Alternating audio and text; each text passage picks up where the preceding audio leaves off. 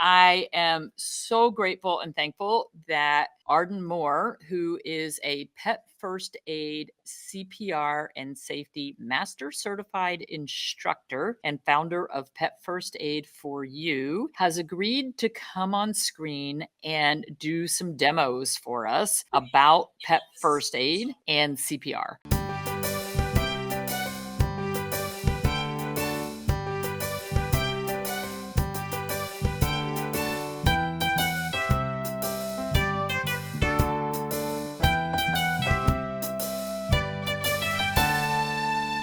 This is great. She's got live demo animals. I think she uses these guys in her teaching, which is awesome. Arden, I'm going to turn this over to you. Show us what you got, because this stuff is so important. And I hope that everyone shares this and takes time to let your friends know that it is imperative to have some training, have some ideas. What do you do in this emergency situation? It is a veterinary approved program. I've been doing it about a dozen years, and I cannot do this without my A team. Yay! Give it up for pet safety dog Kona. She's a therapy dog, and she has been helping me teach pet first aid all over the world via Zoom and in person for the last 6 years. You are now meeting pet safety cat Casey, and he is here to help us as well when we do some of the demos. Kona, do you want to give them a little anatomy lesson? Okay, so Kona says, hey guys,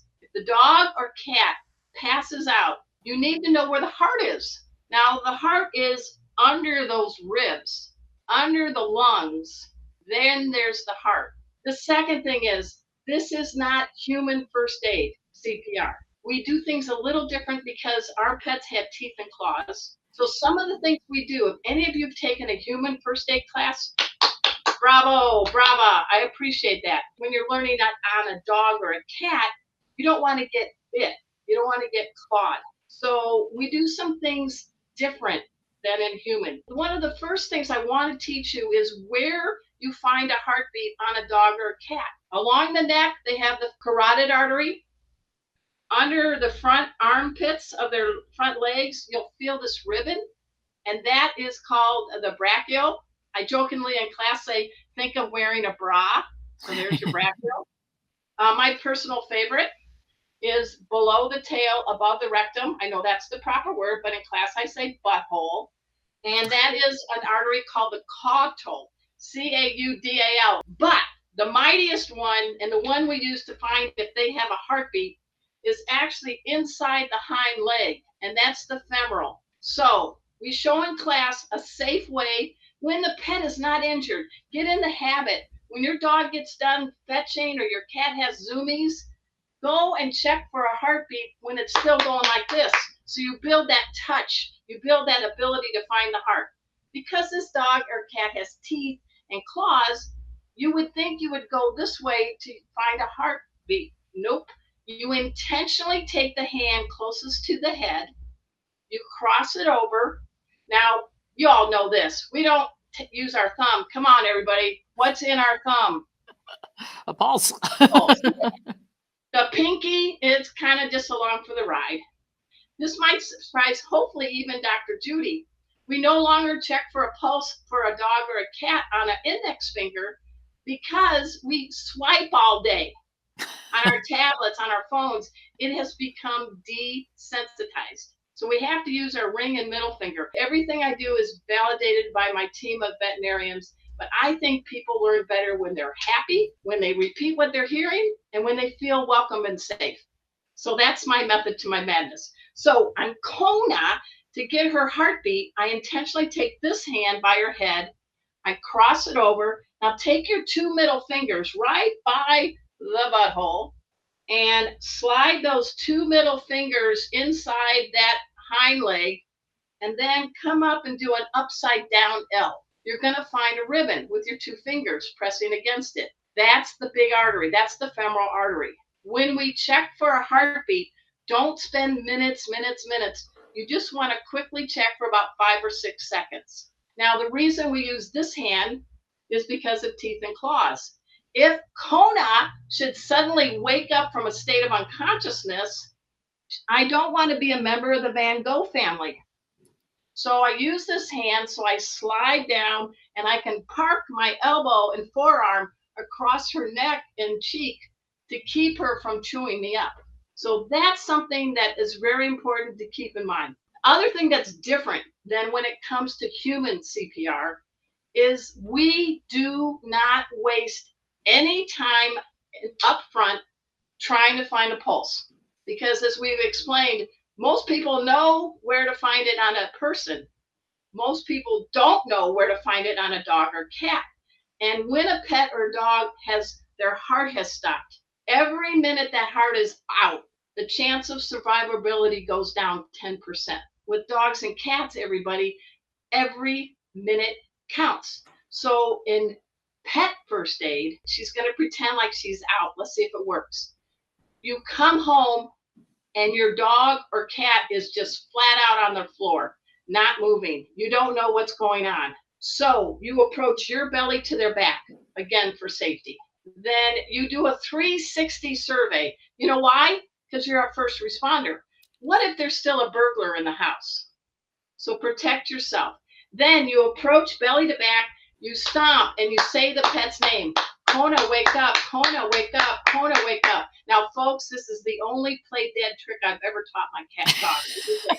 Isn't that cool? Good at this. Right. Oh, you can wake up now. You can wake up. Oh, I was just kidding, you guys. I was really just pretending. All right. There's no response. That took just a few seconds. Then we're going to go through the steps of CPR. There's two math equations. These are two life-saving math equations. Watch my hand. One full set of CPR consists of doing 30 chest compressions, 2 rescue breaths, 30 chest compressions, 2 rescue breaths. So lock that in. 32, 32. Once you've done a set, you always, each and every single time, assess. That's a fancy word for saying check to see if you can find a pulse on the femoral artery. And remember, don't dilly-dally, 5 or 6 seconds. If the pet is still out, but you found that beat, now what? That's when you go with life-saving math equation 2. And that consists of actually doing 30 rescue breaths in about 1 minute. Now, you don't have to have a watch on. You actually are breathing into their nose. And after 30 breaths, again, you assess. This time you're like, I don't know if I did it. Don't freak. Just go back to 30 chest, 2 breaths, 30 chest, 2 breaths. So Kona, is it time to save your life? Okay, so let's try it. Kona, let's lay down. You are out for the count. I approach belly to back. I clap. I stomp. Kona, wake up. Kona, wake up. Nada. Now I need to do a set of CPR. Ladies and gents, it does not matter if the dog or cat collapses on this side or the dog or cat collapses on that side. You can go either way. But the hand placement, again, for your safety, is always important. I asked my vet team, can I use this rhyme? And they said yes. I say the hand that does the pump is closest to the rump. And the palm is the pump. Gets down past those ribs, past the lungs to the heart. And each time you do a chest compression, think, I got to go down 1/3 to 1/2 the width of that particular animal's chest and back to get to the heart. So you need to make sure you're doing it with gusto. I don't care if you're like me and had a little COVID-19, you know what I'm talking about, ladies and gents. You should be able to feel that abdominal thrust, the chest compression in your abs. You notice I'm standing up. I'm not doing lazy gal CPR. And so you ready, Kona? We're going to do this. We're going to save your life. The hand that does the pump is closest to the rump. So I take my thumb, Kona's going to help me, and I stick it under her elbow. Now notice my hand placement, guys. The hand is right here, and I'm not cupping her chest. I want the meat of my palm getting to the heart. This is the basic default way to do dog and cat CPR. There's other variations, but I'm helping you with this one. Then you intentionally take your hand closest to their head. You interlace those fingers. Now look what I'm doing with my elbows and my posture. I'm not doing this. I'm going right over Kona, and I count out loud 30 chest compressions. 10, 20, 30.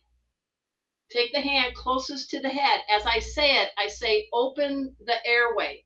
You're aligning the head with the spine. Maybe as in choking, maybe there was something caught in the airway, and that chest compression and then aligning the head with the spine may have popped that object into the mouth, or they might have swallowed it. So open the airway, then open the mouth, and you pull the tongue forward past those big canines. Third, you look and you do a finger sweep. Is there some things inside the mouth that I can fish out, like a piece of kibble or a chew toy or something? Then you take upper and lower on your hands. You cup the upper and lower jaw. You're creating an airtight seal. And this is where you do the 2 rescue breaths. When you do each breath, you want to see how you're doing. So you blow into their nose, breath, check, breath, check. We finished the set. 10, 20, 30. Open the airway. Pull the tongue forward. Do a finger sweep. Form an airtight seal. Breath, check. Breath, check. All right, we did a set. For our safety, we take the hand closest to the head. We go on the seam, go upside down L. Kona has a heartbeat. Yay! But she's still out. So this is life-saving method 2, which is 1 minute of rescue breaths, which is about 30. So in order to do that, you're going to notice something similar. Open the airway. Pull the tongue forward. Do a finger sweep. Form an airtight seal. But this time you're counting out loud. So you do breath, check, 2, check, 3, check, to 30. That's about a minute. Again, we just finished the set. You guys know the drill. We go back and assess. Yikes. I don't know if I found any pulse. That's okay. Go back and do 30 chest, 2 breaths, 30 chest, 2 breaths. Now, I'm going to dive in a little deeper just to help you understand some things. Can you crack a dog or cat's ribs doing CPR?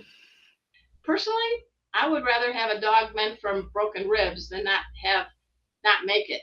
Second, thank you, dang COVID, because we used to have those demo dogs where you could breathe in and see the chest rise and fall, but that's cooties. Nobody's going to blow into anything. So this is where it's really important to gauge the size of your pet, dog or cat. Do not be a tuba player inside a dog. This is Emma, my Gemma. But Emma is 8 pounds. So if I blew too much into her and her lungs went way up, you could burst the lungs. You could also, which is really tasty, everything in the stomach could fill with air. And guess what, guys? It's coming out here while you're doing your job. Blech. Now, don't play like a piccolo player into a cane corso or a St. Bernard. So what do?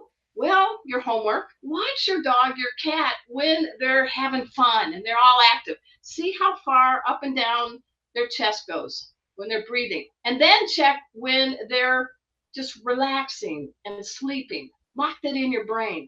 That's the amount of air you're going to be breathing into their lungs. The other thing, you really, really, really need to open the mouth and pull that tongue forward and sweep anything you can out of the mouth before you form a seal and blow. Yeah. When you're breathing into the dog, you are making an airtight seal with your mouth around the dog's nose. Yes, you're keeping their upper and lower jaw together, but you're sealing their nose. Correct.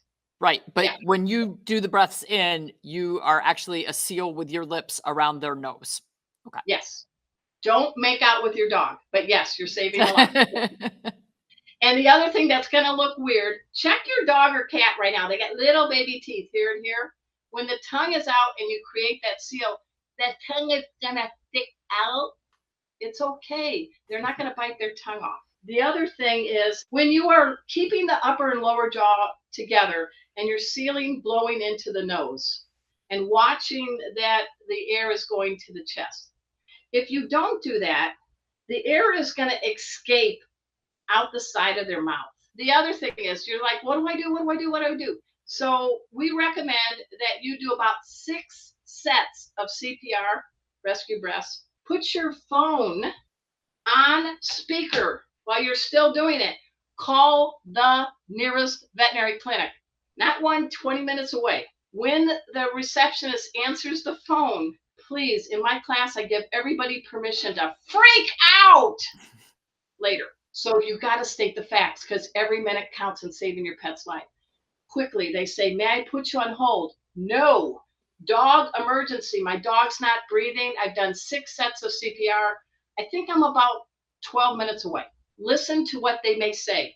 Maybe you have somebody that can drive you. If that's the case, please put your pet in the back seat with you, not the front passenger seat, and continue doing CPR.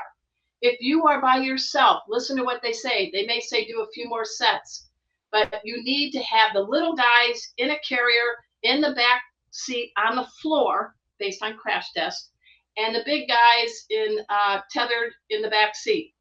Don't go through red lights. Do not honk your horn. Try putting your flashers on. Everybody's going to be like, what's going on? Something's going on there. Something's going on.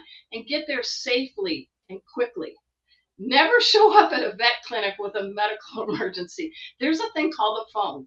Let them help you because every minute counts. I wanted to show it with a cat, a one-handed CPR. I'm going to see if I can get Casey down here. You never force, you always negotiate. Casey says you can do one-handed CPR, and it's best if it's a cat or dog, kitten or puppy that's smaller than the length of your forearm. Obviously, guys, he's a lot longer. He's a long, lean, purring machine, but pretend he's little.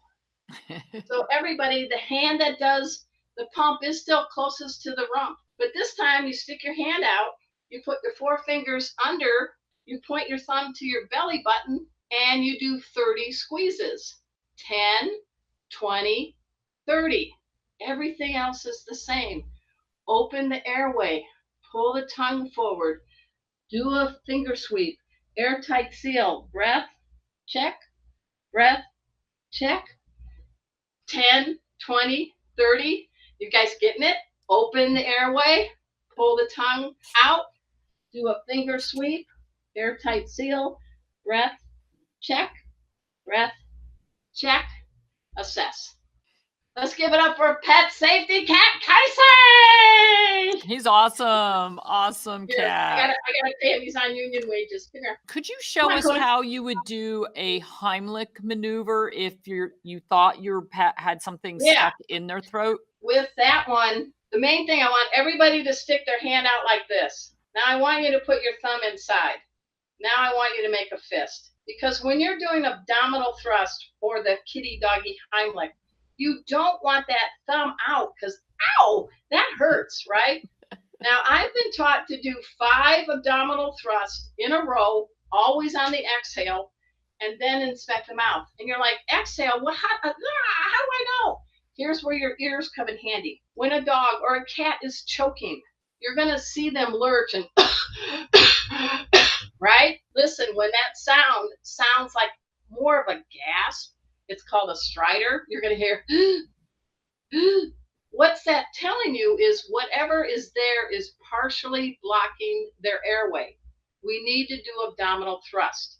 Now, for dogs, medium to large, you want to put that thumb in, put your fist, put your other hand like this, like you're a cup and saucer, like you're having tea with the Brits, right?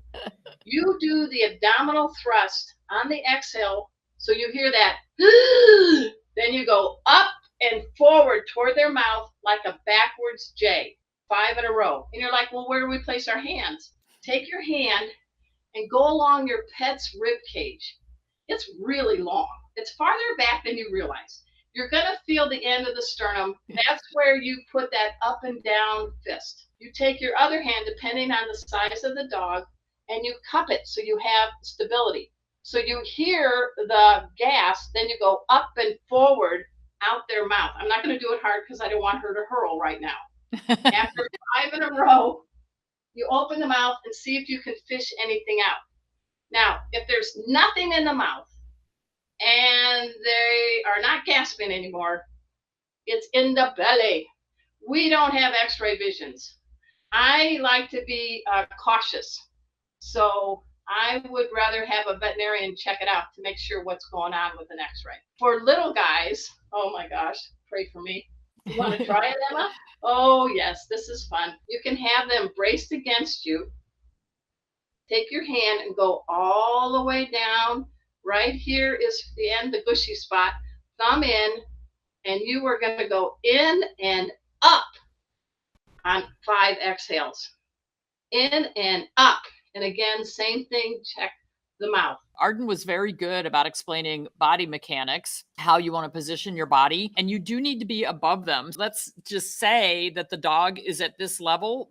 There's no way you can be doing compressions effectively and get your body in the correct position. So you've got to have the dog lower than you. So if the dog is up, and if they're up on a sofa, that's a squishy surface. You're just going to be bouncing. You're going to bounce the dog into the sofa and the bed. So it's got to be a hard surface. Right now, Kona is on a cushion table. Big dogs, medium dogs, you're on your knees doing it on the floor. Little dogs, cats, you could be on the kitchen counter table.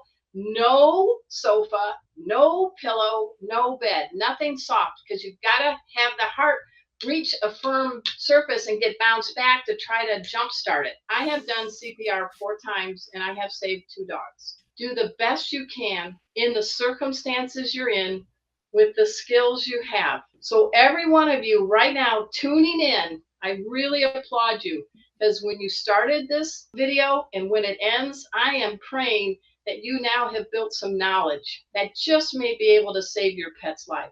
And remember, I'm giving you permission to freak out later. If your dog or cat swallowed a shoelace, a needle and thread, I hate those pictures of kittens with a ball of yarn. Linear objects that cause choking, you don't want to pull if there's any resistance, because you can strangle the trachea. And can you imagine that needle in the stomach just dancing around, lacerating? So you are going to have to breathe for that pet en route to the vet. The main thing, everybody talks about CPR being about the ABCs. It's all about getting that airway open, getting the breathing going, and getting the heart to circulate oxygenated blood to keep the whole body system viable. Again, when you are approaching a dog or a cat, because they may just be in a deep sleep, you don't want to get bit. That's why we do clap and stomp, say their name. The stomping may be for a pet that feels the vibration. Maybe they are hard of hearing or something. Always approach belly to their back. Be in the present moment. And this is silly, but one of the best ways to be in the present moment is to stop. Take a deep breath for like 4 seconds. Let it out for 4 seconds before you approach the pet. I've learned this repeatedly from all the first responders that take my classes. The paramedics, the nurses, the vets, the vet techs, the EMTs, the firefighters, the canine police officers. You have to be in the present moment. You can't do anything about the past unless you're a time traveler, and you can't really do a lot about the future, but you can stay in the me now lane and do a lot of good. And just remember, don't let numbers freak you out. But the 2 that you really need to do is 1 set of CPR is 30 chest compressions, 2 rescue breaths, 30 chest compressions, 2 rescue breaths.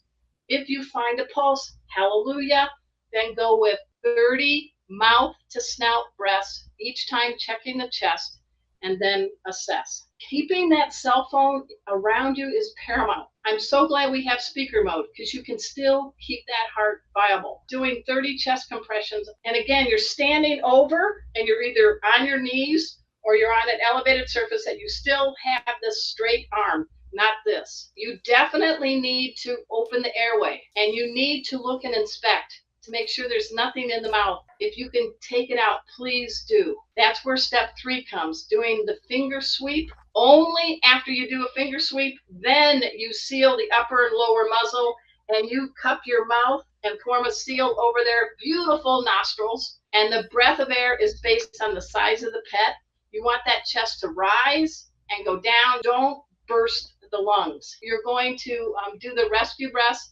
And after each time you finish a set, we showed you the safe hand by the head to check for a pulse each and every time. By the sixth set, you call on your speakerphone the nearest vet. They know you're coming. Listen to their instructions and be able to get there safely with your flashers on. The picture you see there is showing how you can do one-handed CPR on a small dog or cat. And then I think the last, is that it? Oh, yeah. I can't do this class without Kona and Casey.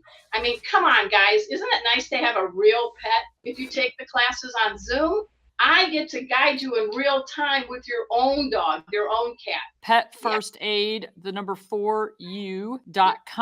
Arden, are you doing in-person events at all with this? Oh, yeah. Yeah. I actually drove all the way from Dallas to Omaha, Nebraska with Kona and Casey. We rented an Airbnb and we taught nearly 80 people over 4 or 5 days and got them certified for 2 years in Pet First Aid.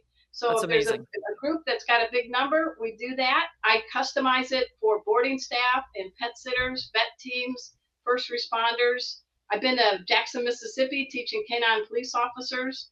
But amazing. The cool thing is Zoom. Don't you wish we bought stock in it in the fall of 19? Yeah, no kidding. It's live, guys. It's interactive, and I help you during class with your own dog and cat. Arden, you are amazing. You're fun. You're funny. Your animals are just the most amazing animals. I'm going to go home and talk to my animals and explain to them that they need to learn something other than, the dogs are all chasing the cats and it's a little crazy. And anyway, thank you. Pause up, and we thank you for inviting us.